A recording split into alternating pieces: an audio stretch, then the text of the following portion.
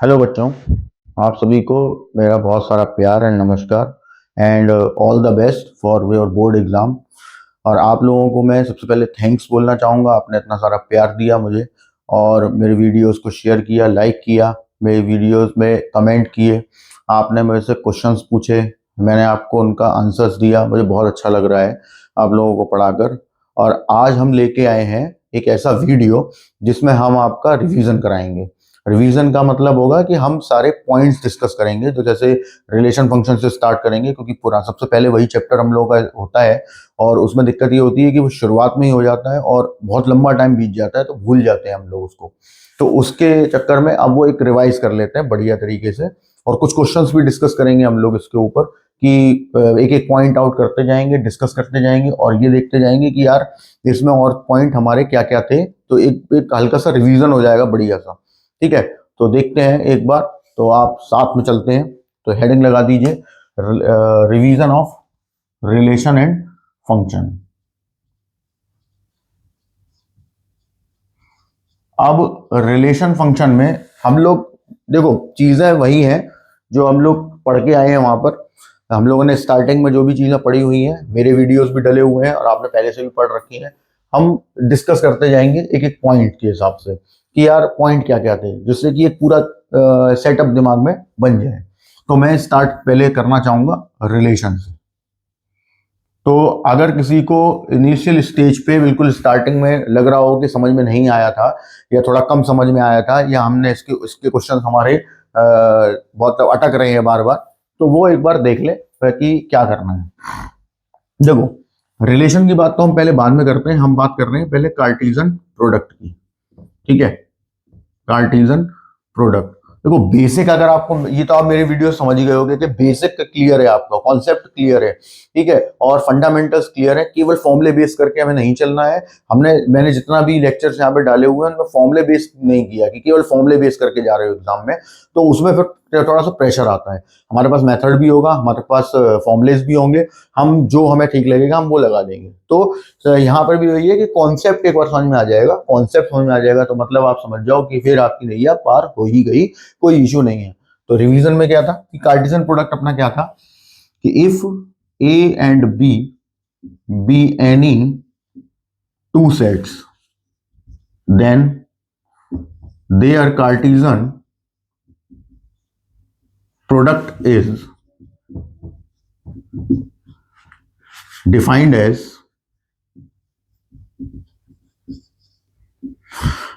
A cross B equals to ordered pair x comma y such that x belongs to A and y belongs to B। ये हमारा था Cartesian product. अब इसमें क्या था, that is your ordered pair. ठीक है, ordered pair समझा चुका हूं मैं, फिर भी एक बार बता देता हूं। ऑर्डर्ड पेयर मतलब ऑर्डर में लगा हुआ पेयर, यानी अगर इनके पेयर्स के आपस में चेंज कर दिए जाए एक्स और वाई को तो ऑर्डर में फर्क पड़ जाएगा, मतलब पेयर में चेंज आ जाएगा। यानी जैसे 1,2 है, ठीक, और 2,1 दोनों अलग अलग बातें हैं। ठीक है, ठीक है, ये हो गया आपका x जो कि a से आया है और y हो गया जो b से आया है, दैट इज ऑर्डर्ड पेयर। ठीक, अब इस ऑर्डर, ये बड़ा इंपॉर्टेंट चीज होने वाली है। ठीक है, और इसका एक सिंपल सा एग्जांपल भी यहाँ देख लेते हैं बढ़िया सा कि मान लो a इक्वल टू आपको गिवन है 1 2 and b equal to a b, और आपने कहा कि a क्रॉस b निकालना है मुझे, तो आप क्या करेंगे 1 कॉमा a, फिर 1 कॉमा b, फिर 2 comma a and 2 comma b, that's all. तो ये आपका हो गया Cartesian product A cross B. Relation की स्टार्टिंग यहीं से होती है, तो ये आपका बेसिक हो गया।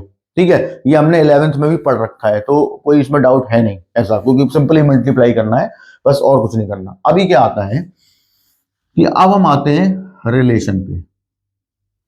अब रिलेशन क्या था कि if A and B any two points, sorry B any two sets, then R be the relation defined on it, तो क्या हो जाएगा R is the subset of A cross B। यानी R जो है, यानी जो रिलेशन है वो A क्रॉस B पे रिलेट करेगा, यानी A क्रॉस B से बनेगा। अब इसमें सीन क्या है, देखो भाई, मैंने अपने वीडियो में भी बताया हुआ है, पहले जो वीडियोस डाले हुए हैं, रिलेशन के, और इसमें फिर से मैं बता दे रहा हूं, तो इसको दिमाग में पकड़ के रखना, हम इसको समझेंगे अभी अभी डिटेल में कि इसमें जो ये भाई, ये वाले भाई साहब है ना, ये जो ऊपर वाले हैं अपना जो सुपर, सॉरी ये सबसेट वाला साइन जो आ रहा है ना, इसमें दो साइन है, एक तो ये सबसेट है कि आर इसका सबसेट हो और एक इक्वल है, तो ये जो साइन ऊपर वाला आ रहा है ये विद रिस्ट्रिक्शन आता है। बताऊंगा मैं विद रिस्ट्रिक्शन रिलेशन क्या होते हैं, ठीक है, उनकी भी हम बात यहां पे जल्दी से कर लेंगे, कोई इशू नहीं है उसमें।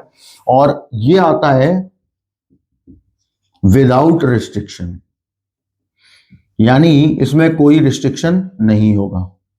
अभी हम दोनों समझेंगे। ऊपर वाला साइन जो आता है वो आपका विद रिस्ट्रिक्शन है, और जो नीचे इक्वल वाला साइन है वो विदाउट रिस्ट्रिक्शन आ रहा है, ठीक है।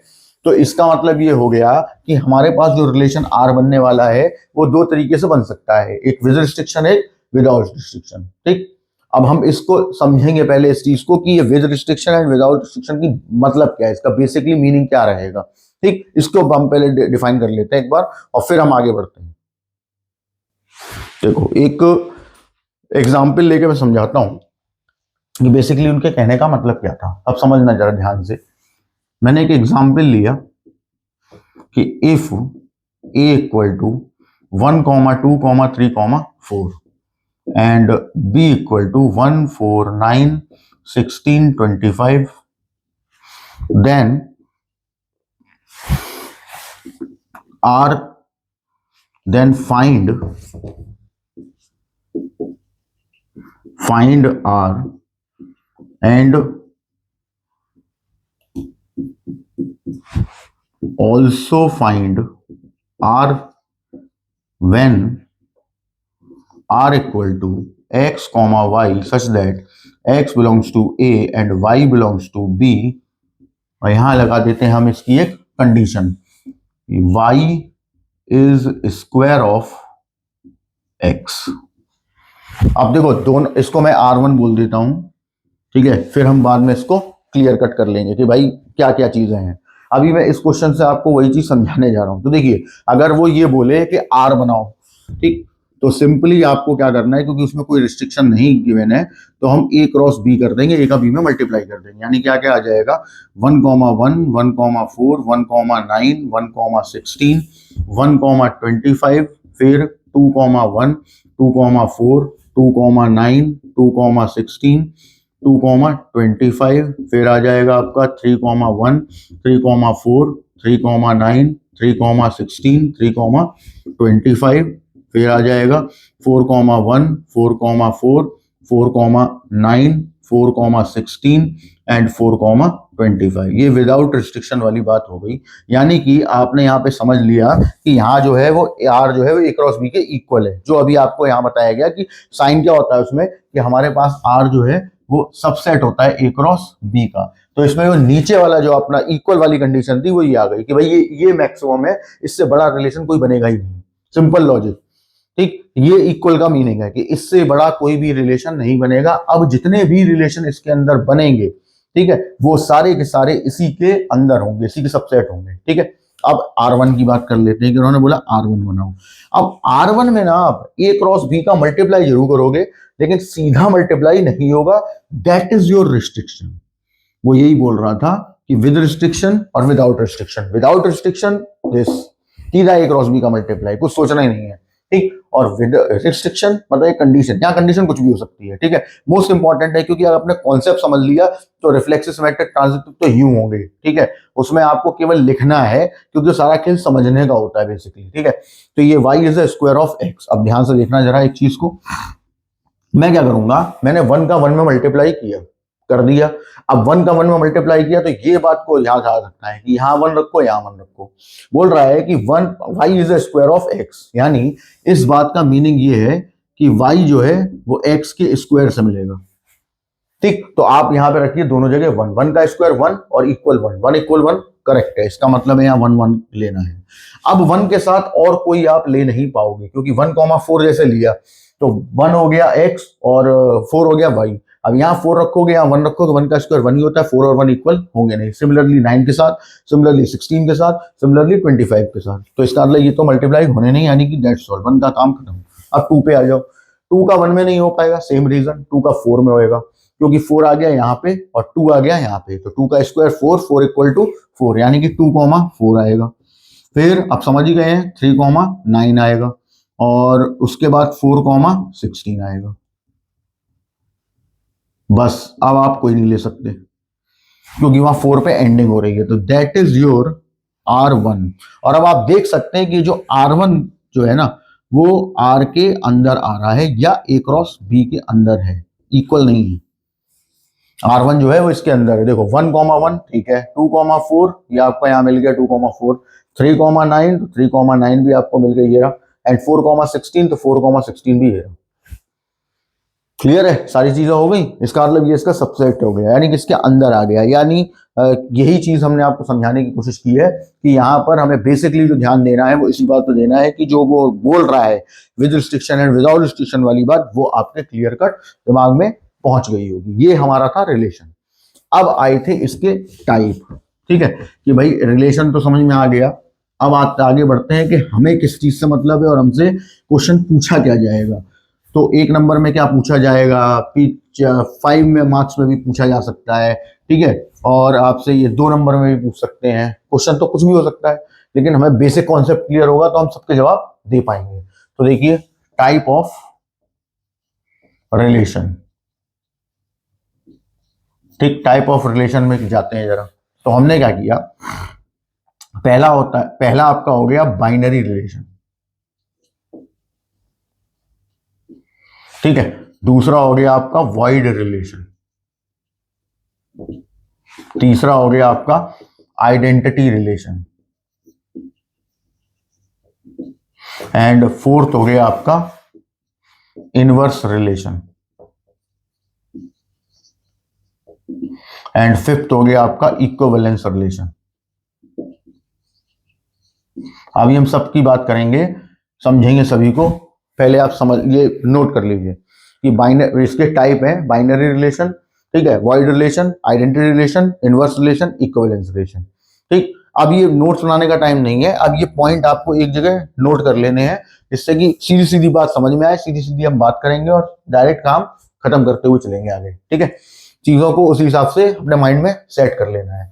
अभी क्या है, बाइनरी रिलेशन है। Binary relation R is the subset of A cross A, ठीक। यानी रिलेशन और बाइनरी रिलेशन में क्या डिफरेंस है कि रिलेशन A क्रॉस B यानी कि एक दूसरा सेट चाहिए, ठीक, और बाइनरी रिलेशन क्या हो जाएगा, A क्रॉस A या B क्रॉस B, मतलब जिसका मतलब एक इट्स सेल्फ वाली बात है, रिलेशन इट्स सेल्फ होगा यहाँ पर कि A का A में ही मल्टीप्लाई करने से आपका बाइनरी बनता है और A का किसी दूसरे सेट में मल्टीप्लाई करने से वो रिलेशन बनता है, ठीक है। तो ये R is a binary relation, R is the subset of A cross A। Same feeling A cross B की आ रही थी, वही A क्रॉस A में से आएगी। वॉइड का तो मतलब ये वॉइड बोले एम्प्टी बोले, इसका मतलब है phi is the subset of A cross A या phi is the subset of A cross B, ठीक है। ए का ए में मतलब हमको ऐसा कोई सेट दे दिया जाए जिनका हमने मल्टीप्लाई या ऐसी कंडीशन दे दी जाए कोई भी हमारे पास जिसकी वजह से हमने उनका मल्टीप्लाई किया और हमें कोई आंसर नहीं मिला, मतलब आर जो है वो खाली रह गया, चाहे वो ए का ए में मल्टीप्लाई करने से या ए का बी में मल्टीप्लाई करने से, तो समझ जाओ कि that is your five. Clear है, मतलब कि वॉइड है, यानी हमें उसको नाम देना पड़ेगा ना, जैसे फाइव सेट होता था कि खाली रह गया सेट, उनमें कुछ नहीं है, तो वो क्या है, फाइव सेट है, यानी कि एम्प्टी सेट है। वैसे यहाँ है कि रिलेशन में कुछ एलिमेंट नहीं आएगा तो वो वॉइड हो जाएगा, मतलब फाइव हो जाएगा। आइडेंटिटी रिलेशन, तो which is denoted by I, I is the subset of A cross ए, ये ए क्रॉस ए में ही जाएगा, आइडेंटिटी स्पेसिफिक है, ये ए क्रॉस बी में नहीं जाएगा। क्लियर। अब इसकी खास बात क्या है, तो इसकी खास बात ये है कि आइडेंटिटी के अंदर x comma x such that for all x belongs to a, और a जो है आपका वो सेट है जिसपे ये डिफाइन है, ठीक। यानी आइडेंटिटी रिलेशन के अंदर सिर्फ और सिर्फ वही एलिमेंट लिए, वही ऑर्डर पेयर लिए जाएंगे, वही एलिमेंट लिए जाएंगे जिसका फर्स्ट जो लेटर है, यानी कि फर्स्ट जो आपका जैसे एब्सिसा बोलते हैं वो भी x है और जो आपका ऑर्डिनेट है वो भी x है, यानी कि सेम का सेम में ही मल्टीप्लाई, अभी मैं इसको और डिटेलिंग कर दूंगा, सेम का सेम में ही मल्टीप्लाई करने से जो बन जाएगा that is your identity relation. Inverse relation, तो जैसे R be a relation defined on A cross A और A cross B, then R inverse is its inverse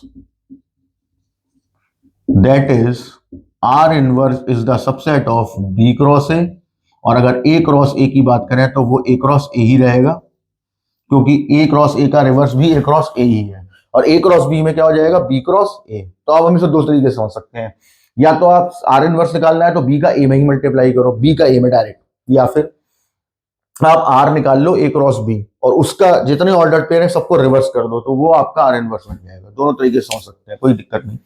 equivalence relation की बात हम थोड़ी देर में करेंगे, पहले हम बाइनरी रिलेशन को यहाँ पे जस्टिफाई करेंगे और डिफाइन करेंगे। ये तो हो गए आपके, वैसे तो और एक और होता है पार्शियल ऑर्डर, लेकिन वो आपके सिलेबस से बाहर है, उससे हमें कोई लेना देना नहीं, वो हम बात केवल बोर्ड के एग्जाम्स के हिसाब से कर रहे हैं। तो अभी मैं इक्विवेलेंस रिलेशन की बात थोड़ी देर में करूंगा और उससे रिलेटेड और भी चीजें आएंगी। अभी हम बात कर रहे हैं टाइप ऑफ बाइनरी रिलेशन। ठीक है, तो हमने अब क्या समझ लिया, कार्टेशियन प्रोडक्ट क्या होता है, फिर कार्टेशियन प्रोडक्ट की हेल्प से हमने रिलेशन समझ लिया, रिलेशन में कौन कौन से टाइप के रिलेशन हमारे पास हो गए वो समझ लिए, और रिलेशन काम कैसे करता है वो भी समझ लिया कि या तो विद रिस्ट्रिक्शन या तो विदाउट रिस्ट्रिक्शन, दोनों चीजें समझ ली। ठीक है ना, और एक एग्जाम्पल भी हमने देख लिया कि कैसे बनता है। तो अगर किसी का इनिशियल स्टेज पे किसी का डाउट रह गया होगा कि यार मैं तो रिलेशन पढ़ा ही नहीं था, तो वो चीज आपके दिमाग में बैठ गई होगी। ठीक है, बाइनरी रिलेशन के टाइप की बात आ गई। अब बाइनरी, और ये बड़ा इंपॉर्टेंट होने वाला है बाइनरी रिलेशन, क्योंकि ये तो ऑब्जेक्टिव में पूछे जाते हैं ज्यादातर। ठीक है, ये जो बाइनरी रिलेशन है ये आपका 5 मार्क्स में भी जा सकता है। ठीक, क्वेश्चन ही आपको ऐसा बना के दे देंगे कि वो 5 मार्क्स में जाएगा, और इसके अंदर की ही सारे खेल निपटाने हैं। वो पहला होता है आपका रिफ्लेक्सिव। अभी हम पहले लिख लेते हैं रिफ्लेक्सिव रिलेशन। बी हो गया आपका सिमेट्रिक रिलेशन,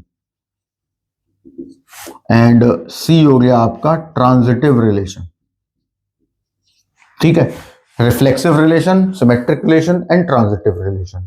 ठीक, और जो तीनों रिलेशन शो करेगा कि साथ में ये, तो जो तीनों होंगे रिफ्लेक्सिव, सिमेट्रिक, ट्रांजिटिव, वो बनेगा इक्विवेलेंस रिलेशन। इसीलिए मैंने बोला था कि पहले वो समझ लो, तब मैं आपको बताऊंगा इक्विवेलेंस रिलेशन क्या होता है। तो सबसे इंपॉर्टेंट यही होने वाला है कि अगर तीनों हो जाएंगे, कोई रिलेशन रिफ्लेक्सिव, सिमेट्रिक, ट्रांजिटिव तीनों हो जाएगा, तो आप समझ जाइए that is your equivalence relation. अब आप इसको पहले नोट डाउन कर लीजिए। ठीक है, एक कॉपी बना लो, उसमें सारे पॉइंट एक साथ लिखते जाओ, जो भी पॉइंट बताते जा रहे हैं हम सारे पॉइंट हमें एक साइड में कर लेंगे, जिससे कि बार बार वो रजिस्टर और वो सारे वीडियोस बार बार खोल के ना देखने पड़े, सीधा सीधा जाए भाई, ये रहा हमारा सीधा सिंपल।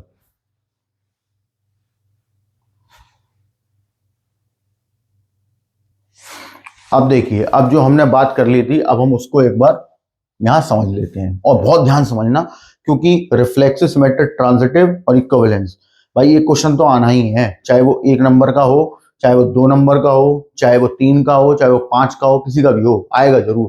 ठीक, तो जैसे पहला हमने पढ़ा है रिफ्लेक्सिव, तो पहले हम जरा इसकी बात कर लेते हैं, और मेरा कायदा क्या कहेगा और आपने क्या पढ़ा हुआ है वो सब चीजें देखते हुए चलना है। रिफ्लेक्सिव क्या कहता है वो, कि for all A belongs to capital A, यानी जिस सेट पे आपका जो रिलेशन डिफाइंड है, ठीक है, बाइनरी रिलेशन जिस सेट पे डिफाइंड है, या जो भी आपको दे रखी कंडीशन सेट जो भी दे रखा है, उसमें से हमने एक एलिमेंट उठाया, और फॉर ऑल इसलिए लगा हुआ है कि एक एक करके सारे उठाने हैं। ठीक है, तो for all A belongs to capital A, then A comma A belongs to R, यानी हम क्या करेंगे यहां पर, एक एलिमेंट उठाएंगे, जैसे हमने ए उठाया, और उसमें जो आर की कंडीशन होगी वो लगाएंगे, और आर की कंडीशन लगाने के बाद एक रिलेशन हम बनाएंगे, और एक इन्होंने दे रखा है कि ऐसा होना चाहिए A comma A belongs to R, और केवल एक से नहीं होगा, बी उठाओगे तो बी के भी संग यही हो, सी उठाओगे तो सी के साथ में, जितने भी एलिमेंट है उस सेट ए के अंदर सबके साथ वो रिलेशन फिट होना चाहिए, और हो गया, इस कंडीशन को फॉलो कर गया, मतलब रिफ्लेक्सिव हो गया। अब इसको हम समझते हैं, जरा एग्जाम्पल से समझते हैं कि वो क्या कहना चाह रहा है। वो बहुत जरूरी चीज तो यही है कि काउंटर एग्जाम्पल होने ही चाहिए, उसके बिना तो कुछ काम नहीं चलेगा। आप देखिए, एक एग्जाम्पल लेते हैं अपन, जैसे मैंने कहा कि if R x comma y such that x comma y belongs to natural, N for natural, ठीक, देन एक्स माइनस वाई और उसका मैग्नीट्यूड, या मॉड इज डिविजिबल बाई 2। बोला ये पता करना है भाई ये रिफ्लेक्सिव है या नहीं है। तो अपन क्या करते हैं, तो देखिए दो तरीके के क्वेश्चन आते हैं। एक होता है इनफाइनाइट सेट वाला, लाइक दिस। नेचुरल मतलब इनफाइनाइट सेट, रियल नंबर मतलब इनफाइनाइट सेट, कॉम्प्लेक्स नंबर मतलब इनफाइनाइट सेट, कुछ भी हो सकता है, ये इनफाइनाइट है। और फाइनाइट भी हो सकता है कि आपसे बोला 1 से 14 तक के नेचुरल नंबर, ठीक, 1 से 100 तक के नेचुरल नंबर, तो फाइनाइट भी हो सकता है। तो फाइनाइट के बारे में क्या करना है, बात की बात है। इनफाइनाइट के बारे में क्या सोचना है और कैसे सोचना है, वो यहाँ देखिए, आप समझिए जरा। ठीक, अभी हम रिफ्लेक्सिव सिखा रहे हैं।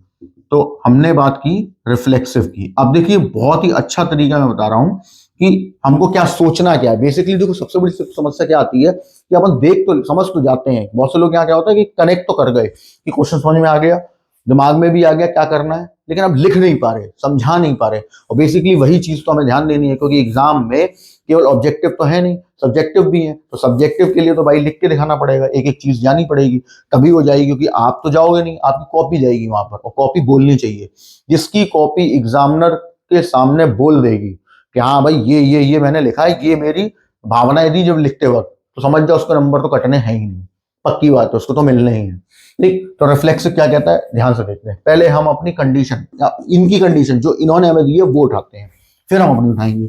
उन्होंने बोला था कि for all A belongs to N, क्योंकि हमारे केस में वो ए ना होके एन है, एन मतलब नेचुरल नंबर। ठीक, हमने कोई एक नेचुरल नंबर पकड़ लिया, फॉर ऑल मतलब एक एक करके पकड़ रहे हैं, फॉर ऑल मतलब एक एक करके सारे लेंगे हम। ठीक, तो इसका मतलब है ये एक ए जो है वो, अब सारे तो ले नहीं सकते यार, मैं 1 भी चेक करूं, 2 भी चेक करूं, 20 भी चेक करूं, पता चला मैं तो चेक ही करने भर का हुआ कि इनफाइनाइट है यार नेचुरल नंबर। तो हमने सिंपलाइज कर दिया कि भैया जो ए है वो एक नेचुरल नंबर है, और फॉर ऑल एस कोई भी नेचुरल नंबर हो सकता है। तो ये बात आ गई। तो अब होना क्या चाहिए, होना चाहिए A comma A belongs to R. अब भाई ये आर में तब जाएगा जब ये इसको फॉलो करेगा, क्योंकि आर क्या कह रहा था कि भाई मैं अपने अंदर केवल वही ऑर्डर्ड पेयर ले पाऊंगा जो इस कंडीशन को फॉलो अप करके देंगे, अदरवाइज मैं कह दूंगा भाई गेट आउट, निकल लो तुम तो यहां से। ठीक, तो देखना जरा यहां क्या हुआ, हमने अपनी कंडीशन इनकी कंडीशन से मैच कराई। इन्होंने बोला एक्स कॉमा वाई, ठीक है, ए कॉमा ए। अब इन्होंने बोला दोनों नेचुरल है, ठीक है, ए नेचुरल था। अब हम यहाँ पे लेके जाएंगे ए माइनस ए, और देखेंगे क्या आ रहा है, जीरो आ रहा है भाई, जीरो इसका। और जीरो हम जानते हैं कि वो किसी भी नंबर से डिवाइड हो जाएगा, जीरो डिविजिबल बाई 2 है। ठीक, तो so R is reflexive. That's all your honour, काम खत्म, कुछ नहीं करना इसमें, बस यही करना था और कुछ नहीं। ये ऐसे ही लिख के जाना है और कुछ इसके अंदर नहीं लेके जाना, सिंपल लॉजिक। एक और क्वेश्चन समझते हैं, ठीक है। देखो भाई क्वेश्चन तो आपको करने हैं, कोई इशू नहीं उसमें, और वीडियोस में डाल चुका हूं, पहले से ही पढ़े हुए हैं, रिलेशन के, सेट के, फंक्शन के सारे वीडियोस जा चुके हैं। तो वहां आपने कनेक्टिविटी देखी ली है, आप पढ़ भी चुके हो सारी चीजें। मैं एक बात कर रहा हूँ रिवीजन की, चटपट एकदम ऐसे करना है, ठीक है, एकदम सारी चीजें फॉलो अप हो जाए, एकदम बढ़िया दिमाग में आ जाए कि अच्छा अच्छा ये पढ़ा था यार, ये चीज थी सारी, वो उसकी बात हो रही है, ठीक है ना। तो एक एग्जाम्पल और देख लेते हैं, एक थोड़ा ज्योमेट्री से रिलेटेड एग्जाम्पल देख लेते हैं कि इफ आर, यहां मैंने बोला कि L1 and L2 such that L1 L2 belongs to S and S is set of lines। ठीक, S एक सेट है लाइंस का, उसमें से दो लाइनें पकड़ ली L1 L2। अब है क्या, and L1 is perpendicular to L2, ये इस आर के अंदर बोला गया है। बोला L1 जो है वो L2 के परपेंडिकुलर है। अब बताओ रिफ्लेक्सिव है कि नहीं है, सीधा जवाब रिफ्लेक्सिव। देखो क्या कह रहा था, for all L1 belongs to S, for all L1 belongs to S, तो समझ में आ ही गया होगा कि भैया इस S के अंदर से एक कोई लाइन खींच लो, और एक लाइन खींचने का मतलब है एक L1 हमने एक सिस्टमैटिकली ले लिया है कि मतलब एक सिंबलाइज कर दिया है कि कोई भी लाइन हो सकती है। ठीक, अब L1 ले आए हम। अब आप क्या क्या बोल रहा था, अब वो बोल रहा था कि L1 L1 belongs to R होना चाहिए, मतलब इसमें जाना चाहिए। लेकिन ये तो कह रहे हैं भैया ये तभी हो पाएगा, भैया मेरे पास तो तभी आ पाओगे तुम जब L1 परपेंडिकुलर टू L2 होगा। कि हम क्या करेंगे, यहां से अब इस कंडीशन को मर्ज करेंगे L1। अब यहाँ L1 L2 था, हमारे केस में दोनों L1 है, तो L1 परपेंडिकुलर टू L1। अब आपको ये सोचना है कि क्या ये पॉसिबल है पॉसिबल, कोई भी लाइन अपने ही परपेंडिकुलर हो सकती है, पॉसिबल ही नहीं है। तो आप यहां लिखेंगे विच इज नॉट पॉसिबल, और अगर ये पॉसिबल नहीं है तो then L1 comma L1 not belongs to R, so that R is not reflexive. ठीक है ना, आप यहां पे सिंपल लिख के आओगे और अगर ऑब्जेक्टिव होगा तो सीधा टिक मार दोगे नॉट रिफ्लेक्सिव पे। सिंपल लॉजिक, ठीक, विदाउट नो डाउट, कोई डाउट मत रखो, सिंपल लॉजिक है, सिंपल तरीके से समझना है। अब यहीं पर अगर वो ये बोल देता, ये नोट कर लेना, आप वीडियो को पॉज करके अपन यहाँ पे चेंज कर देते हैं। यहां बोला मान लो पैरेलल, ये बोला ये है, अब बताओ भाई, सेम चीज करेंगे हम, केवल कंडीशन यहां क्या हो जाएगी, पैरेलल की। ये पॉसिबल है क्योंकि कोई भी लाइन अपने ही पैरेलल, हमने वेक्टर में भी पढ़ा हुआ था कि डायरेक्शन सेम, अब L1 के ऊपर कोइंसिडेंटल मान लीजिए, ठीक है, तो उनके बीच का एंगल हो गया 0 या उनकी डायरेक्शन हो गई सेम, तो they are parallel to each other. तो इसका मतलब है L1, अब कोई भी लाइन अपने पैरेलल हो सकती है, तो इसका होती ही है, बोले हो सकती नहीं, होती ही है, तो विच इज पॉसिबल। अब विच इज पॉसिबल है, ठीक, तो यहां पे आप क्या कर देंगे भैया कि बिलोंग कर रहा है, और कर रहा है तो इसका मतलब है नॉट हट जाएगा, अब ये रिफ्लेक्सिव हो गया, पक्की बात है रिफ्लेक्सिव होगा। सिंपल लॉजिक, कहीं कोई डाउट नहीं होना चाहिए, ठीक है ना। तो रिफ्लेक्सिव की कहानी समझ में आ गई। एक और एग्जांपल हम देख लेते हैं यहाँ पे फटाफट से, जिससे कि वो रिफ्लेक्सिव देखो क्लियर हो जाएगा ना, तो फिर भी इक्विवेलेंस में दिक्कत नहीं आनी, ठीक है। और पूछा तो कुछ भी जा सकता है, तो हम एक क्वेश्चन और देख लेते हैं, जिससे कि थोड़ा भी अगर कुछ डाउट रह गया होगा तो वो भी आपका क्लियर हो जाएगा, ठीक है। तो एक क्वेश्चन लेते हैं हम, नंबर्स पे ही बेस ले लेते हैं।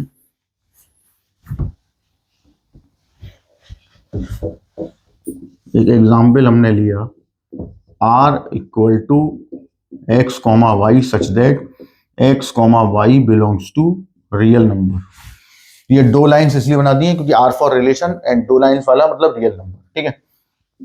And x less than equal to y, तो इक्वल टू वाई छोड़ दो,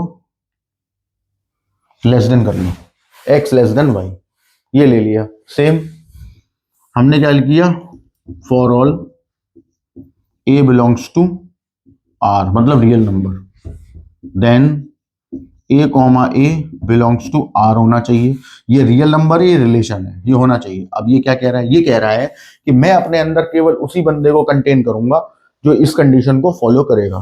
तो आइए अब इसको इससे मर्ज कराओ, ये एक्स वाई था तो एक्स लेस देन वाई हो गया था, अब यहाँ a कॉमा a आ गया तो क्या आ जाएगा, a लेस देन a। अब आप ये सोचो क्या ये पॉसिबल है, किसी भी रियल नंबर्स के लिए पॉसिबल ही नहीं है कि कोई भी नंबर अपने से ही छोटा होगा, a लेस देन a मतलब 1 लेस देन 1, पॉसिबल ही नहीं है।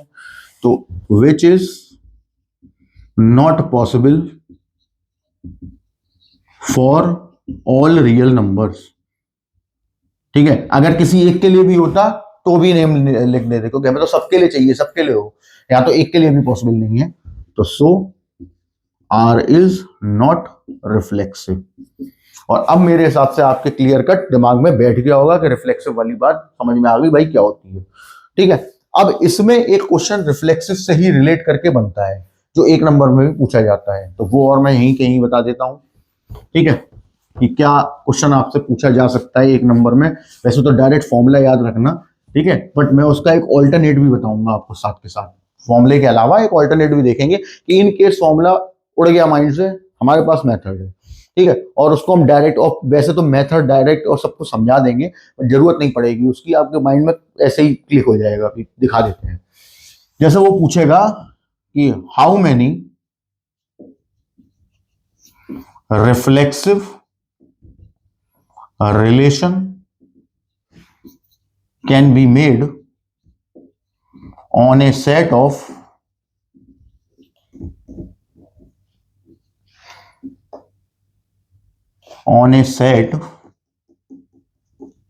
which have small n number of elements। ये क्वेश्चन वो पूछेगा। तो अभी रिफ्लेक्सिव पे जाने से पहले हम एक चीज और डिस्कस कर लेंगे। यहीं पे एक क्वेश्चन, मान लो ये क्वेश्चन है जो आपसे पूछा जा सकता है, और एक नोट समझ लेते हैं पहले यहीं पे, ठीक है, फिर उसके बाद इसको भी करेंगे, ठीक है। फॉर्मूला भी बताऊंगा, मेथड भी बताऊंगा, डायरेक्ट याद रखना भी बताऊंगा, दोनों चीजें आएंगी, तीनों चीजें आएंगी, बल्कि नोट में क्या था। जैसे मैंने पूछा कि इफ एक सेट है उसमें n एलिमेंट्स हैं, ठीक, तो पूछ रहा हूं मैं टोटल नंबर ऑफ रिलेशन कितने होंगे and total number of binary relation कितने होंगे। ये भी क्वेश्चन बढ़िया है, तो ये भी आप नोट कर लेना और समझ लेना। यहाँ पे समझ लो, नोट अपने आप ही यहाँ सेट हो जाएगा। नोट इसलिए कर लेना कि लास्ट टाइम पे, क्योंकि देखो 6-7 दिन का गैप है अपने पास मैथमेटिक्स में, ठीक है, तो आराम से सीधा गए कि हाँ भाई एग्जाम दे आई केमिस्ट्री का, अब बैठते आराम से, क्या है कौन सी कॉपी बोले, कॉपी निकालो, वो सर ने जो बताए थे सारे पलटो सारा, बस हो गया रिवाइज। और सबसे बेस्ट तरीका है सैंपल।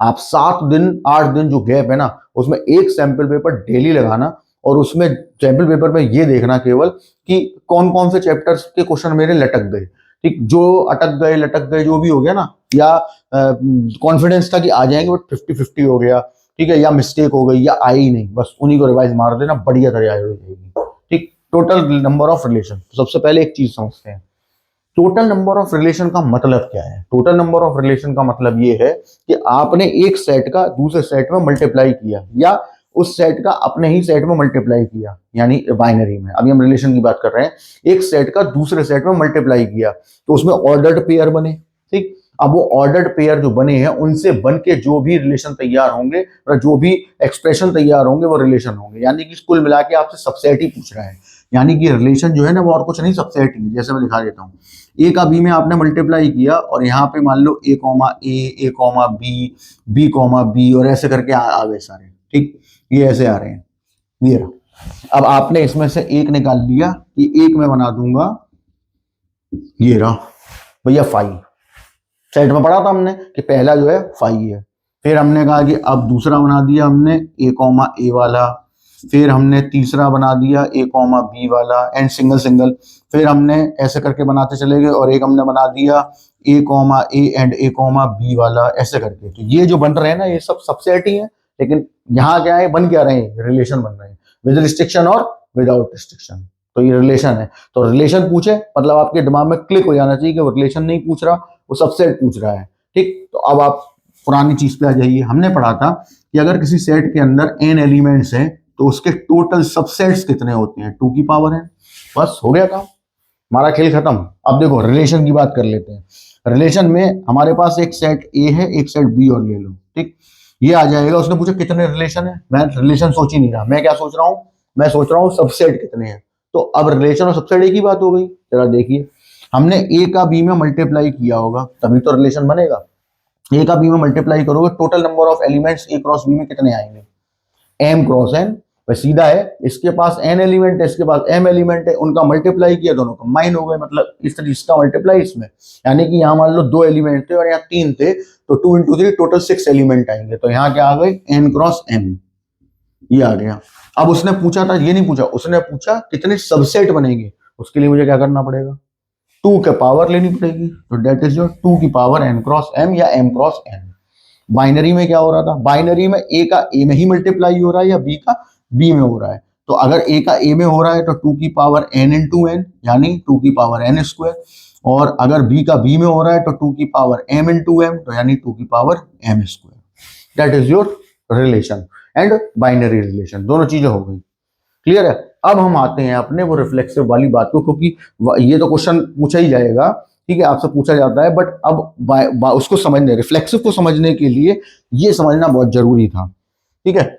ऑब्वियस है, आपको पता होगा ही, बट कनेक्टिविटी भी याद रहनी चाहिए कि हाँ ठीक है ये वहां से आ गया। अब हम रिफ्लेक्सिव की बात करते हैं, ठीक, कि रिफ्लेक्सिव कितने होंगे। तो पहले तो फॉर्मूला लिख लेंगे एंड देन उसको समझेंगे कि भाई वो कहां से आ गया, जिससे कि फॉर्मूला भूल भी जाओ तो कोई दिक्कत ना हो। और फिर अपनी, मेरी प्रणाली यही है, मेरा कॉन्सेप्ट भी यही है, जितने भी वीडियोस आपको दिए हैं, इंटीग्रेशन है, डेफिनेट इंटीग्रेशन है, एरिया है, प्रोबेबिलिटी है, रिलेशन फंक्शन है, मैक्सिमा मिनिमा है, जो भी आपने मुझसे बोला कि ये टफ लग रहा है, ये टफ लग रहा है, ये ऐसा लग रहा है, वैसा लग रहा, उसमें सब में आपको वीडियोस में मैंने क्या बोला, कॉन्सेप्ट समझ लो भाई, और कुछ मत करो, सिर्फ कॉन्सेप्ट समझ के जाओ, पेपर एकदम बिंदास होगा, ठीक। तो अब आते हैं जरा, तो पहले हम इसका वो देख लेते हैं, फॉर्मूला देख लेते हैं। तो इसने बोला कि हमारे पास एक सेट है जिसमें n एलिमेंट्स हैं, उसके टोटल रिफ्लेक्सिव कितने बनने वाले हैं। तो 2 की power n square minus n, ये आपका फॉर्मूला है। अगर आपको फॉर्मूला याद रहता है बहुत बढ़िया है, याद रखिए, अपना आराम से रट्टा मार के जाओ और बिंदास पेपर दे आओ। लेकिन प्रॉब्लम उनको है जिन्होंने मैथ्स रटने के लिए नहीं ली थी, जिन्होंने समझने के लिए चीज ली थी, उनके सामने मेथड भी है कि हम तो यार रट नहीं पा रहे, हम कहाँ तक रटें। ठीक, तो आइए जरा बैक टू पवेलियन और देखते हैं भाई क्या होता है। तो देखिए फॉर्मूले मारो गोली। अभी हम आते हैं मुद्दे की बात पे, ध्यान से सुनो। हमें बनाने हैं टोटल रिफ्लेक्सिव रिलेशन। अब हम रिफ्लेक्सिव के बारे में क्या क्या जानते हैं हम वो समझेंगे पहले, फिर आगे की बातचीत होगी। ध्यान से समझना। मेरे पास n एलिमेंट है, ठीक, n एलिमेंट है यानी कि, और मुझे बनाने टोटल रिफ्लेक्सिव कितने बने। तो मैं यहां बताता हूं आपको कि रिफ्लेक्सिव की मेन कंडीशन क्या होती है। सपोज वो जो n वाले, जो n लोग हैं आपके पास, वो कैसे हैं, वो ऐसे होंगे। मान लो वो ऐसे हैं कि 1 2 3 4 5 डॉट डॉट डॉट n, हो कुछ भी सकते हैं, तो मैं एक एग्जाम्पल से समझा रहा हूं। रिफ्लेक्सिव के लिए मुझे क्या चाहिए, रिफ्लेक्सिव के लिए मुझे चाहिए कि भाई 1 1 2 2 3 3 डॉट डॉट डॉट n इसमें होना चाहिए, तब ये रिफ्लेक्सिव सब होने चाहिए। बाकी इसके अलावा कुछ हो ना हो कोई फर्क नहीं पड़ता, रिफ्लेक्सिव अगर चाहिए तो ये होना चाहिए, पक्की बात है ये। ठीक है, अपने माइंड में बिठा लो ये। ठीक, अब जरा सोचिए, ध्यान से समझना। ठीक है, यानी कि ये तो क्लियर हो गया। अब हम आते हैं इस मुद्दे की बात पे कि मेरे पास टोटल जगह कितनी थी भरने के लिए। यहां पर हम परम्यूटेशन कॉम्बिनेशन लगा रहे हैं, तो देखो जरा, यहां पर आपके पास कितने एलिमेंट थे, n। अब टोटल जगह का मतलब आ गया वो जो रिलेशन वाली बात की कि टोटल बाइनरी रिलेशन कितने बनेंगे। ठीक, तो टोटल जगह कितनी होंगी, यानी आपने a का a में मल्टीप्लाई किया तो टोटल जगह कितनी बनी, n स्क्वायर। यानी ये टोटल जगह है आपके पास। उस n स्क्वायर में से आपने कितनी जगह को फिल कर लिया है, यहां पर n जगहों को फिल कर लिया है। तो जो रेस्ट बच गई आपके पास, यानी कि ये तो भर चुकी हैं, ये तो आपकी भरी हुई वाली n जगह है, ये तो हम भर चुके हैं भाई। ये n प्लेसेस हम भर चुके हैं फ्रॉम n स्क्वायर। तो हमारे पास यहां जो फिल इन द ब्लैंक्स रह गए, ये वाले, ये कौन से रह गए, ये n स्क्वायर माइनस n रह गए ना। देख लो एक बार, हमारे पास टोटल जगह थी n स्क्वायर, क्यों, क्योंकि a का a में मल्टीप्लाई करके बनेगा रिलेशन। तो a क्रॉस है मतलब टोटल जगह हमारे पास n स्क्वायर, विदाउट रिस्ट्रिक्शन वाली बात आ रही है यहाँ पर कि भैया सबसे हाईएस्ट स्कोरर रिलेशन हमने बना लिया। एक बात। अब उसने बोला कि रिफ्लेक्सिव चाहिए। रिफ्लेक्सिव के लिए कहानी ये है कि 1 1 से लेके n तक का जितना भी मैटर है सब यहाँ होना चाहिए, तभी रिफ्लेक्सिव होगा। एक भी छूटा रिफ्लेक्सिव नहीं होगा। तो हमने उन n प्लेसेस को यहाँ पे भर दिया कि भैया 1 1 भी है, 2 2 भी है, 3 3 भी है, डॉट डॉट डॉट n भी है।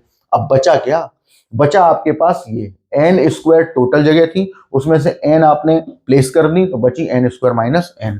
बार बार ना लिखना पड़े, हम इसको p मान लेते हैं। ठीक है, मान लो ना मान लो कोई फर्क नहीं पड़ रहा, तो आपको समझाने के लिए। अब आओ यहाँ पे, अब देखो टोटल रिफ्लेक्सिव कैसे। p में से मैं एक भी एलिमेंट ना लूं, यानी ब्रैकेट यहीं ऑफ कर दूं, है रिफ्लेक्सिव, बिल्कुल है। ठीक है, क्योंकि हमें तो केवल इससे मतलब है ये होना चाहिए, बाकी कुछ हो ना हो क्या फर्क पड़ता है। तो P यानी कि ये जो जगह बची थी इनमें से हमने एक भी नहीं भरी, खाली छोड़ दिया, ब्रैकेट यहीं ऑफ कर दिया। तो P इसका मतलब है PC 0। अब या का मतलब मैंने प्रोबेबिलिटी परम्यूटेशन दोनों में बताया था, या का मतलब और। तो अब ऐसा जरूरी तो नहीं है, हम ऐसा भी कर सकते हैं कि P में से कोई एक जगह भर दें, मतलब जो P जगह आपके पास बची हुई है यहाँ पर, उसमें से कोई एक जगह को हमने फिल कर दिया। ठीक, तब भी रिफ्लेक्सिव है, क्योंकि रिफ्लेक्सिव देखना है मुझे, ये देखना है बस, बाकी कुछ है नहीं है, क्या फर्क पड़ता है, जरूरी नहीं है। या PC2 dot dot dot last में कहां तक आओगे, PCP, मतलब सारे भर दिए तब भी रिफ्लेक्सिव है, क्योंकि हमें सिर्फ इस पर फोकस करना था रिफ्लेक्सिव पे। ये बन गया। अब और का मतलब क्या बताया गया था, और का मतलब था आपका प्लस, तो ये सब प्लस हो गए होंगे। अब जरा याद करिए बाइनोमियल थ्योरम, और बता चुके हैं इस बारे में कि NC0 NC1 dot dot dot NCN का सम क्या होता है, 2 की पावर n, तो विच इज 2 की power p। And what is your p, p is n square minus n, तो दैट इज द फॉर्मूला। ये आपका फॉर्मूला ऐसे जनरेट हुआ है। तो अगर आपके माइंड में ये हो जाता है कि मैं तो फॉर्मूला भूल गया, तो आप वहां पे हाल के हाल डायरेक्ट भी सॉल्व कर सकते हो, कोई बहुत लेंदी नहीं है। क्लियर है। अब आते हैं हम इस बात पे कि चलो ये बात तो समझ में आ गई, क्लियर हो गई, फॉर्मूला भी याद हो गया और कैसे आए वो भी याद हो गया। अब हम एक एग्जाम्पल कर लेते हैं और फिर मैं आपको बताता हूं कि सोचोगे कैसे, डायरेक्ट कैसे सोचोगे। ठीक, ये हो गया। अब मैं एक एग्जाम्पल लेता हूं, ठीक, फिर अपन आगे बढ़ते हैं।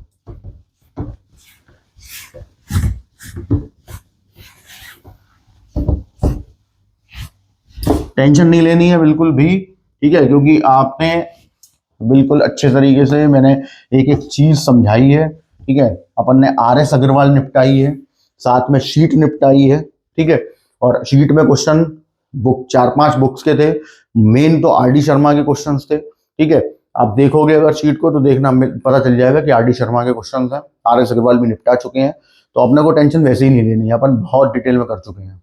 अब एग्जाम्पल देखिए, एग्जाम्पल कहता है कि अगर ए के पास एलिमेंट है सपोज 3, सिंपल से समझ लेते हैं पहले 3। आपसे पूछा भाई टोटल रिफ्लेक्सिव कितने बनेंगे। ठीक, तो हमने फॉर्मूला लगा दिया, 3 स्क्वायर माइनस 3 2 की पावर 9 माइनस 3 2 की पावर 6, ये बनेंगे भाई। फॉर्मूला याद है तो, नहीं है तो आपने कहा अब क्या हम सर मेथड लगाएं, बिल्कुल मत लगाओ मेथड, तो हमने समझा दिया कि ऐसे फॉर्मूला बना होगा, आप सिर्फ दिमाग लगाएं। देखो, उसने पूछा टोटल रिफ्लेक्सिव, अब केवल टोटल रिफ्लेक्सिव सोचो कि रिफ्लेक्सिव बनता कैसे। 3 एलिमेंट है, ठीक, 3 एलिमेंट है, इसका मतलब टोटल जगह कितनी होंगी, 3 इंटू 3 9, टोटल जगह कितनी होंगी 9।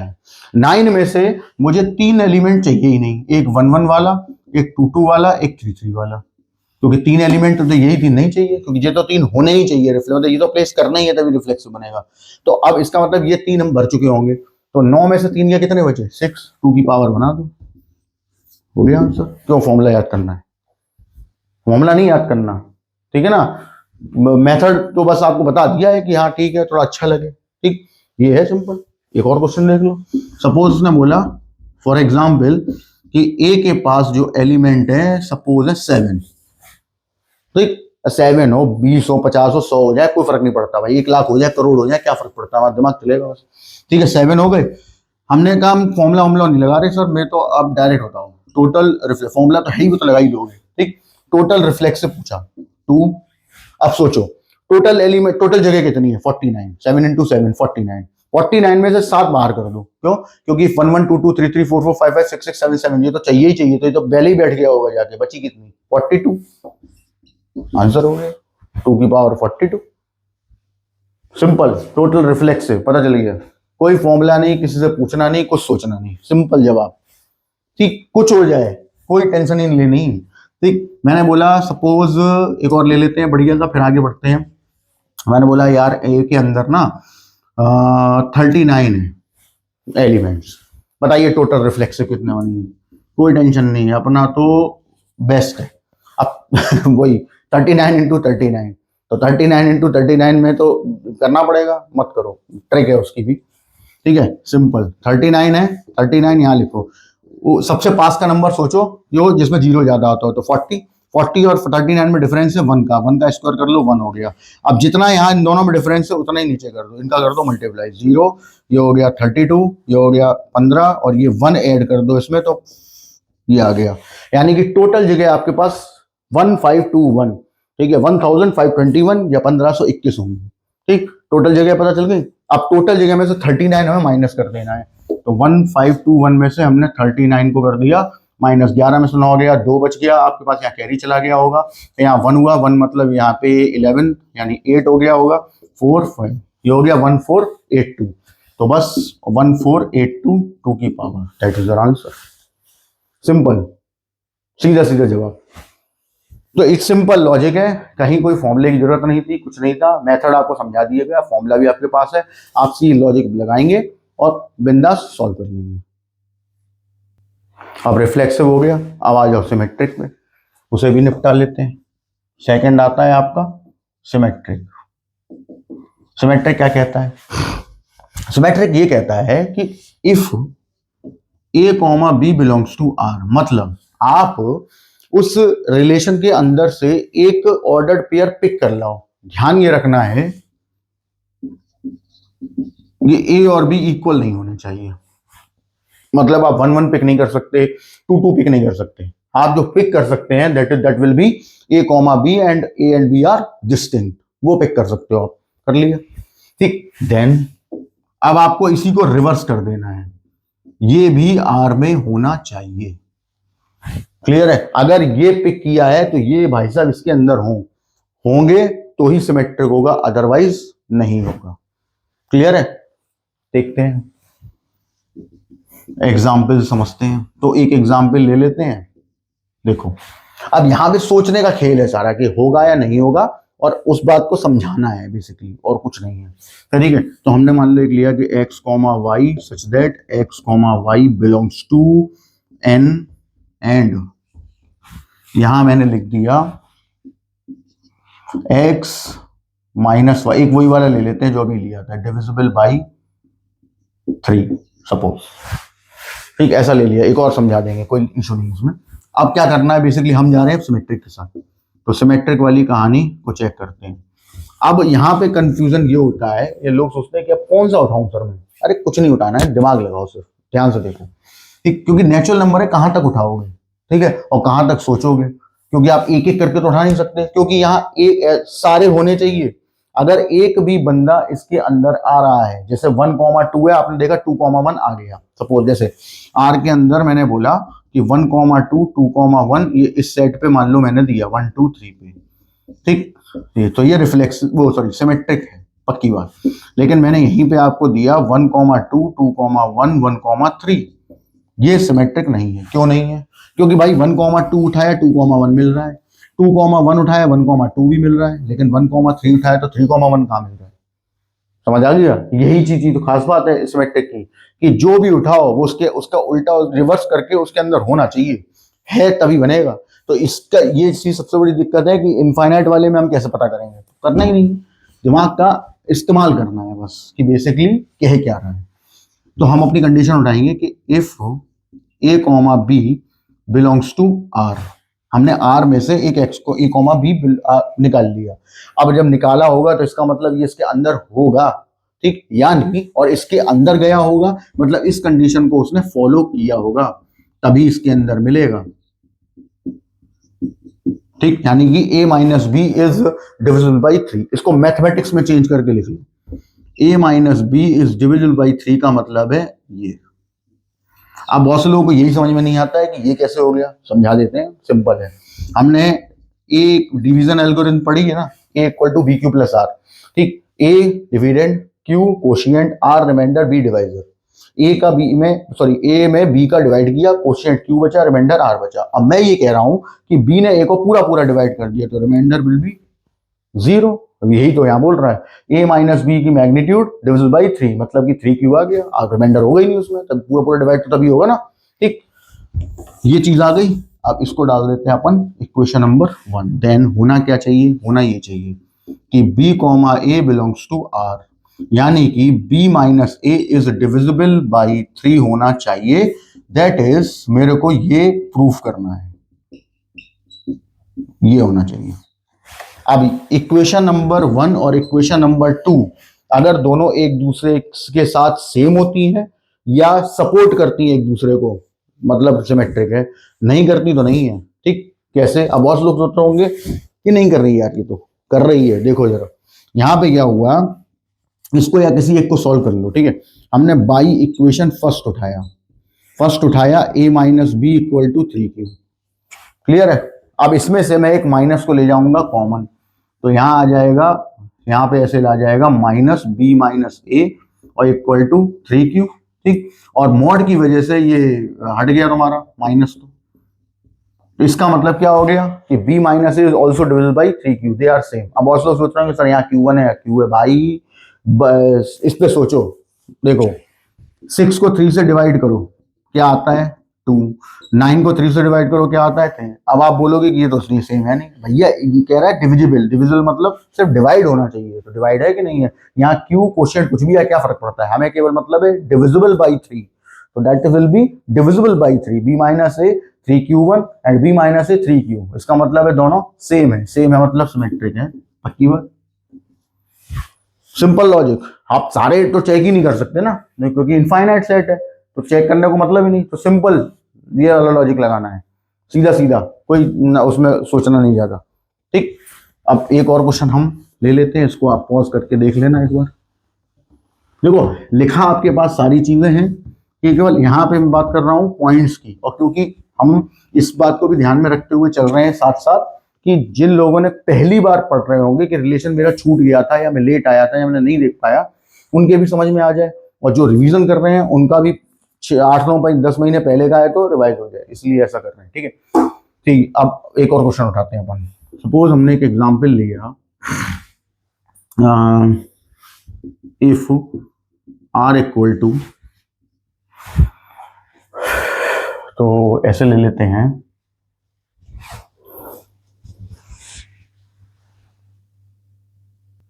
ये एक एग्जाम्पल हमने ले लिया। कह रहा है कि x Y belongs to real and x plus 2y equal to 3। देखते हैं। तो लॉजिक अपना वही है कि if a b belongs to r, ठीक, यानी इसमें से हमने लिया, यानी फिर ऐसा तभी हुआ होगा जब इसने इसे सेटिस्फाई किया होगा equation number 1। Then b a belongs to r, ये हमें होना चाहिए, यानी कि प्रूफ करना है, या प्रूफ करना है कह दो, या एक इक्वेशन बना लो यहाँ से। तो यहाँ आ जाएगा आपके पास b a that is b plus 2a equal to 3, equation number 2। अब आपको काम केवल से इतना करना है कि इक्वेशन 1 सपोर्ट इक्वेशन 2। अगर ये हो गया तो इसका मतलब है इससे है सिमेट्रिक, और अदरवाइज नहीं है। तो अब आप बताइए जरा सोच के, क्या सेम है ये? ठीक, लॉजिक वही है अपना, एक बस दिमाग चलाना है इसमें, इस चीज का ध्यान रखना कि हमको सोचना है यहाँ पे क्विकली। अब देखो, जैसे हमने सपोज किया कि ये a कॉमा बी है, बता देता हूं मैं आपको कि आपका a कॉमा बी सपोज यहाँ हो जाता, कोई ऐसा नंबर हम पकड़ लेते हैं, रियल नंबर, ठीक है, रियल नंबर में जा सकते हैं क्योंकि रियल नंबर में तो हो जाएगा कि a की वैल्यू सपोज ले ली हमने 1 एंड b की वैल्यू, सॉरी a की वैल्यू ले ली हमने 2 और इसकी वैल्यू ले ली हमने 1/2। ठीक, हाँ, ये आपका हो गया, ये इसकी जगह, तो यहाँ जब रखोगे 2 और यहाँ 1/2, तो ये 2 और 1 मिलके 3 हो गया। अब इसी को रिवर्स करना है, ठीक है, और कुछ नहीं सोचना। 1/2 कॉमा 2, अब ये इसको सेटिस्फाई करे। ठीक, तो जरा देखिए 1/2 ये आप रिवर्स कर चुके हो, तो यानी कि 1/2 प्लस 2 इंटू 2 आ रहा है 3, नहीं आ रहा। ठीक, तो इसका मतलब है, और अब आपको आगे जाना ही नहीं है, ठीक है, क्योंकि अगर एक भी बंदा ऐसा मिल गया इस आर के अंदर जो कि अपना रिवर्स नहीं दे रहा, तो अब आगे सब मिल जाए फिर भी वो सिमेट्रिक में नहीं जाएगा। अभी थोड़ी देर पहले यही बात हुई थी, ठीक, कि अगर एक बंदा भी ऐसा मिल जाता है जो उसको सेटिस्फाई नहीं कर रहा, क्योंकि मैंने क्या बोला, a कॉमा बी आपने कोई इमेजिन कर लिया अंदर से, क्योंकि यहाँ रियल नंबर गिवन है, ठीक है, नेचुरल होता तो ये ले नहीं पाते, कुछ और सोचते फिर हम। ठीक, यहाँ पे क्या है, यहाँ पे आपने a की जगह रख दिया 2, यहाँ पे रख दिया 1/2, 2 से 2 कैंसिल हो गया, 1 और 2 मिलके 3 हो गए। अब हमने आपसे कर दिया रिवर्स। ठीक, यानी कि रिवर्स का मतलब है कि ये b की जगह, यहीं से देख लो कि b की जगह 1/2 जाए और a की जगह 2 जाए, सिंपल। ठीक, तो क्या 3 दे रहा है? नहीं दे रहा, इसका मतलब है नॉट सिमेट्रिक। तो ये कहने का मतलब था सिमेट्रिक की कहानी में कि अगर आपने एक ऑर्डर्ड पेयर चूज किया, और ऑर्डर्ड पेयर की खास बात ये रहेगी कि उसमें ए और बी इक्वल नहीं ले सकते आप, ठीक, तो उसका रिवर्स भी आर के अंदर होना चाहिए, है सिमेट्रिक है, नहीं तो सिमेट्रिक नहीं है। ठीक, तो ये सिमेट्रिक की कहानी हो गई। अब यहाँ पे भी सेम चीज आती है, यहां से भी आपसे यही पूछा जा रहा है क्वेश्चन में कि भाई how many symmetric relation can be made. ठीक है, जैसे रिफ्लेक्सिव का आया था, केवल ट्रांजिटिव का नहीं होता, क्योंकि ट्रांजिटिव में कंडीशन 3 पार्ट की बनती है, और ऐसा भी होता है कि कभी कभी चेन स्टार्ट ही नहीं होती, तो हम बाद में बात करेंगे। ठीक, तो इसलिए वहां नहीं बनता। यहां क्या कंडीशन है, सिमेट्रिक के बारे में बात कर रहे हैं, तो बोल रहा है कि how many symmetric relation can be made, ये इसने पूछा। तो हमारा आंसर फॉर्मूला हो जाएगा कि टोटल सिमेट्रिक रिलेशन 2 की power n plus 1 divide by 2। ठीक, ये आपका फॉर्मूला है। ठीक, अब जैसा कि हमने अभी रिफ्लेक्सिव में देखा था, वैसे ही हम यहाँ करेंगे कि हम एक बार समझ लेंगे, और आगे transitive and equivalence relation and function वो हम कल वीडियो बनाएंगे, क्योंकि आज का वीडियो देखो थोड़ा लेंदी तो होगा यार, क्योंकि सारी चीजें अब मैं पूरा लेके चल रहा हूँ कंप्लीट, ठीक है, एक एक चीज समझा रहा हूँ मैं, इसको भी ध्यान में रखते हुए चल रहा हूँ कि जो जिन्होंने रिलेशन छूट गया था, नहीं पढ़ा था, और या उनके टीचर्स ने बोल दिया था रिवीजन में हो जाएगा और फिर नहीं हो पाया, उनको समझ में नहीं आया, उनको भी ध्यान में रख रहे हैं। ये भी ध्यान में रख रहे हैं कि 10-11 महीने पहले की बात है, तो लोग भूल गए होंगे, वो भी ध्यान में रखना है। तो तब सारी चीजें जा रही है ना, तो फिक्स होनी चाहिए कि एक एक चीज आए सामने निकल के, तो वीडियो तो थोड़ा लंबा रहेगा ही रहेगा, ठीक। तो अपन कल कर लेंगे, अभी दिन है, अभी टाइम है, और उधर 7-8 दिन का गैप है, रिवीजन करा दूंगा मैं, ठीक। जब मैं लास्ट नोटिस पे शुरू करके अपना अक्टूबर में यार सिलेबस खत्म कर सकते हैं, डिटेलिंग करके कि RS अग्रवाल भी कर ली, शीट भी कर ली, डिटेलिंग भी हो गई, सारे क्वेश्चंस भी हो गए, टिपिकल क्वेश्चन भी करा दिए, तो फिर ये तो हलवा है अपन के लिए, कोई टेंशन नहीं। देखो ये फॉर्मूला तो है, उसको आप रट्टा मार लो, जैसे भी चाहो वैसे कर लो। अपन आते हैं मुद्दे की बात पे। तो अब वही लॉजिक समझना जरा, हमने एक रिलेशन बनाया और मुझे चाहिए कि वो सिमेट्रिक हो, तो जरा ध्यान से समझो। हमारे पास टोटल प्लेसेस कितने हैं, तो वही अपना n² है टोटल प्लेसेस। क्यों? क्योंकि आपके पास जो सेट रहा होगा उसमें n एलिमेंट्स होंगे, ठीक। तो वही आपकी n² प्लेसेस हो गए। अब n प्लेसेस वही 1,2 कुछ भी हो सकते हैं, लेकिन हमने एक एग्जाम्पल ले लिया, n² टोटल प्लेसेस, ठीक। अब मुझे सिमेट्रिक की कहानी पता करनी है, तो जरा ध्यान से समझें।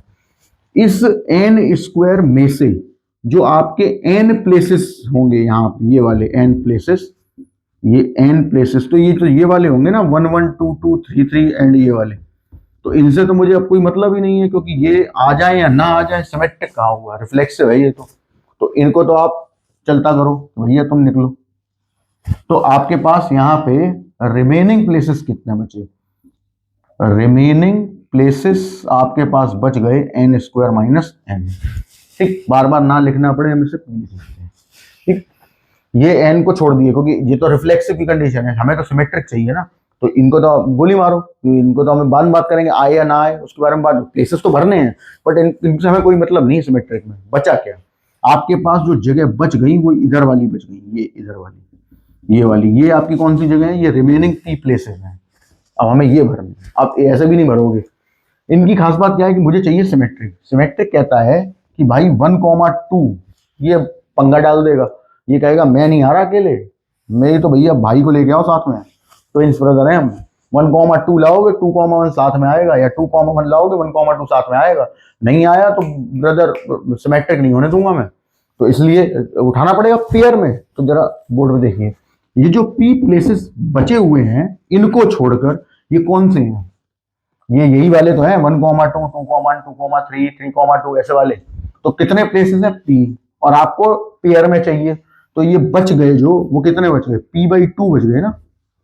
क्यों? क्योंकि आपके पास टोटल जगह थी n², उसमें से इन n को हमने कर दिया बाहर, कि अभी बाद बात करेंगे, तो रिफ्लेक्सिव है, हमें तो सिमेट्रिक पे ध्यान देना है, ठीक। सिमेट्रिक वाली जगह, मतलब जो जगह बच गई आपके पास, वो बची ये वाली n² - n वाली। अब ये जो n² - n वाली जो जगह बच गई है आपके पास, ये कैसी है? ये आपकी वही है 1, ये 1,2 2,1 2,3 1,3 3,1 ऐसे वाले पेयर वाले। और सिमेट्रिक कह भी रहा है कि मैं पेयर में आऊंगा, तो इसका मतलब है जो p जगह है ये अब p/2 रह गई, हमें पेयर में उठाने पड़ेंगे। क्लियर है? तो ये p/2 रह गई, तो इसका मतलब क्या हुआ कि टोटल सिमेट्रिक कितने बने? तो ध्यान से सुनना, हमने यहाँ पे, क्योंकि हमें चाहिए अब ये p/2, तो हमने p/2 में से, इसको मैं q मान लेता हूँ, बार बार कौन लिखेगा? QC0। QC0 क्यों? मैंने q यानी इन q प्लेसेस में जो पेयर में से एक भी पेयर यहाँ डाला ही नहीं, मतलब ये हो गया फाई। और जो वॉइड सेट होता है, मतलब जो फाई होता है, वो रिफ्लेक्सिव सिमेट्रिक ट्रांजिटिव तीनों में जाएगा, क्योंकि उसके अंदर कुछ है ही नहीं, वो फाई है। क्लियर है? तो इसीलिए QC0 का मतलब हुआ कि हमने Q में से कोई भी एक भी एलिमेंट लिया ही नहीं और एक सेट बना दिया, मतलब एक रिलेशन बना दिया, दैट इज फाई। अब या फिर QC1 या फिर QC2 डॉट डॉट डॉट या फिर QCQ बन गए। लेकिन काम पूरा नहीं हुआ। काम इसलिए नहीं पूरा हुआ क्योंकि आपसे इसी में क्वेश्चन ये भी तो पूछा जा रहा होगा, इक्विवेलेंस है कि नहीं है, ठीक। तो रिफ्लेक्सिव सिमेट्रिक, इसका मतलब है जो जगह बची हुई थी उन्हें भी भरना पड़ेगा, ठीक है ना। तो जो जगह बच गई थी, यानी कि कौन सी जगह आपने छोड़ दी थी? n वाली, ये वाली, ठीक। अब इसमें क्या हुआ? Multiply and. क्यों? क्योंकि ये भर चुके हो, अभी रिलेशन पूरा नहीं हुआ, ये भरना है, तो एंड आएगा कि हाँ ये भी भरना है अभी, ठीक। कैसे भरोगे? n में से ही भरोगे, एन में से एक भी नहीं भरी, सिमेट्रिक है कि नहीं? बिल्कुल है कि हमने एन में से एक भी जगह ना भरे, सिमेट्रिक मेरा हो रहा है, पेयर में आ रहा है, बात खत्म। ठीक, या फिर NC1 dot dot dot NCN, that is completed. ये हो गया 2 की पावर q, ये हो गया 2 की पावर n। अब व्हाट इज q? तो 2 की पावर q का मतलब होता है p/2, और what is p? p is n square minus n upon 2, और ये पावर दोनों की हो गई ऐड। इसे आप सॉल्व कर दीजिए, यही आ गया 2 की power n plus 1 divide by 2। तो ऐसे आपका फॉर्मूला ये बना होगा, ये फॉर्मूले की जनरेशन है कि भैया ऐसे जनरेट होता है ये। ठीक, लेकिन हमने अभी क्या पढ़ा? हमने कहा हम तो फॉर्मूला भी नहीं कर रहे। ठीक है, हम तो क्या कर रहे हैं, हम तो भाई एक ऐसा तरीका बताओ सर कि जो फॉर्मूला वॉर्मूला और कुछ ट्रिक व्रिक कुछ नहीं, सीधा दिमाग में आया और आंसर खत्म, बात खत्म। तो ये क्लियर है? पॉज करके अपना देख लेना, मैं फटाफट से वो बता देता हूँ, एंड देन फिर हम लोग कल नया वीडियो अपलोड करेंगे और बाकी की जो चीजें रह गई उस पर डिस्कस कर लेंगे फटाफट से। कोई इशू नहीं है, हो जाएगा, कोई झंझट नहीं, कोई टेंशन नहीं करो। ठीक, अब देखो ध्यान से देखना, मैंने एक एग्जाम्पल लिया।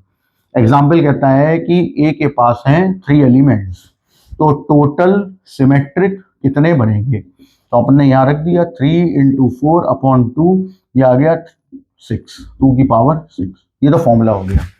अब आप बोल रहे कि नहीं नहीं सर ये नहीं, अपना तो वही बताओ जो अभी रिफ्लेक्सिव वाला बताया था। ठीक, कोई दिक्कत नहीं, आ जाओ। देखो ध्यान से समझना, 2 की पावर तो आनी है। अब मुद्दे की बात पे आते हैं, हमको कैसे चाहिए? बोर्ड पे देखिए, हमने देखा कि टोटल एलिमेंट कितने बने इसके, 3 × 3 मतलब 9। ठीक, इसमें से रिफ्लेक्सिव वाले कितने होंगे? 3 होंगे, 1 1 2 2 3 3 वाले। तो बचे हुए जो होंगे वो कितने होंगे? 6। अब जो 6 हैं वो भी पेयर में चाहिए मुझे, तो पेयर में चाहिए मतलब कि 3 ही पेयर होंगे फिर तो आप क्या करेंगे, वो जो 3 पेयर ये वाले हैं 2 की पावर 3, और ये भरने रह गए क्योंकि ये तो रिफ्लेक्सिव वाले थे, भरो या मत भरो, तो ये भी 2 की पावर 3 मिलके हो गया 2 की पावर 6। ठीक, अब आपने ये तो बहुत आसान था, थोड़ा टिपिकल भी बता दो। बिल्कुल, मैं तैयार हूं, कोई दिक्कत नहीं। आपने कहा कि ए के पास हैं सपोज 6 एलिमेंट, अरे 6 छोड़ो यार, 7 कर लो, ऑड नंबर लेते हैं। ठीक, ये आ गया आपके पास। अब बोला अब बताइए, तो बता देंगे अपन। टोटल सिमेट्रिक देखो 7 है, मतलब टोटल आपके पास कितने हैं? 49। ठीक, 49 में से वो 7 अलग कर लो, 49 टोटल, उसमें से 7 अलग कर लो। 7 अलग क्यों कर लिए? क्योंकि ये रिफ्लेक्सिव वाले हैं। जो बच गए कितने हुए? 42। 42 के आधे कर दो 21, तो 2 की पावर तो 21 हो गया, और ये 2 की पावर 7 हो गया, आंसर 2 की पावर 28 हो गया। अब आप फॉर्मुलेस करके देख लो, 7 उठा यहाँ रखो, 7 यहाँ रखा, 7 और 1 8, 2 का मल्टीप्लाई किया 4, 7 × 4 28 आंसर। तो ये है भाई आपका रिफ्लेक्सिव सिमेट्रिक। कल अपन करेंगे ट्रांजिटिव इक्विवेलेंस रिलेशन, और उसके एक आध दो क्वेश्चन बढ़िया बढ़िया देख लूंगा, मैं बता दूंगा। ठीक है, और उसके ऊपर बातचीत होगी, एंड देन फिर अपन चलेंगे फंक्शन के ऊपर।